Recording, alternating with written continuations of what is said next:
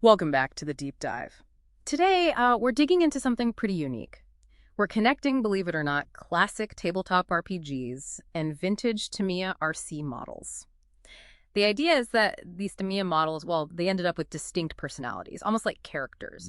And these personalities map surprisingly well onto classic fantasy archetypes. Exactly. It's fascinating because, both hobbies gave people frameworks, ways to explore identity, tell stories, and with Tamiya, the detailed kits meant you really built a connection with the machine.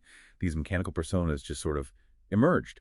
So today, we want to unveil this pantheon in polycarbonate, show you how these machines became more than just plastic and metal. Okay, so let's start with one of the big ones, the elf. Grace, maybe a bit aloof, often that sense of decline. When you first mentioned this, the Avante instantly came to mind for me. Why does that fit so well? Oh, absolutely. The Avante, to me, is 1988 flagship. It's the perfect match. It was radical, visually stunning, carbon fiber, aluminum, super high-tech stuff for the time. But, and this is the key part, it was flawed. Too complex, too fragile, a competitive disappointment, really. So it has that beauty, that ambition, but also that inherent flaw, that tragic elegance you often see with elves. A flawed masterpiece, definitely. Right. From that kind of delicate, maybe flawed perfection, let's shift gears. How about something grounded, resilient, the dwarf archetype?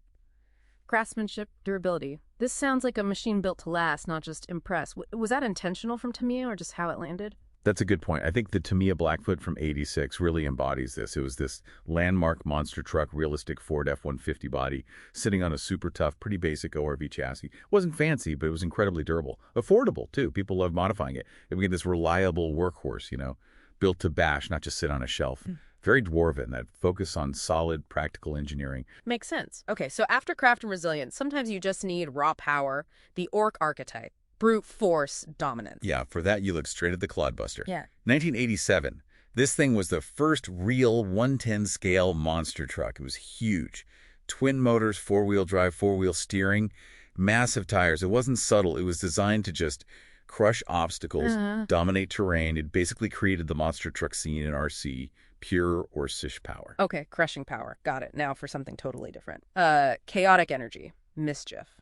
The Goblin. Yeah, that's got to be the lunchbox. Also from '87, anyone who's driven one knows, and it's famous, maybe infamous, for just constantly popping wheelies, uncontrollable, hilarious fun. It's this top-heavy '80s van body, rear-weighted chassis. It's designed for that mannequin stability. It wasn't about winning races. It was about the sheer joy of, mayhem.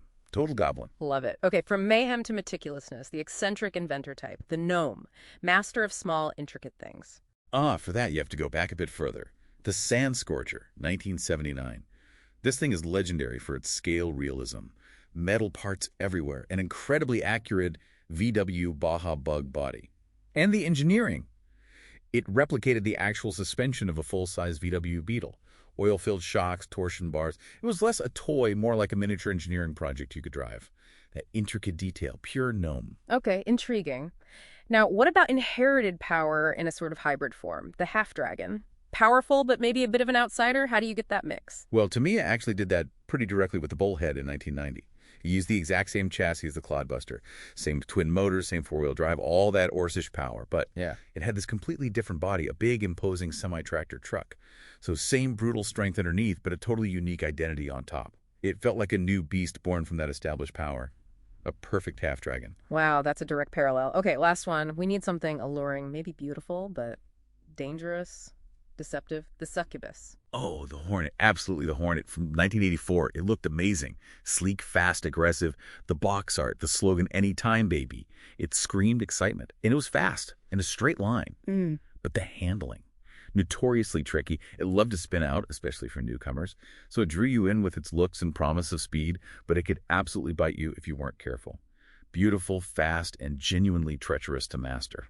That's the Succubus. It really is amazing how these polycarbonate and metal machines took on such life, didn't they? They went way beyond being just toys. They became these, like you said, mechanical avatars, cultural touchstones almost. They absolutely did. And I think these connections stick because, both fantasy archetypes and really iconic designs speak a shared language.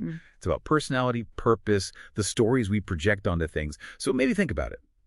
Which of these mechanical personalities clicks with you the most? What might that say about your own archetypal leanings? Something to ponder, maybe?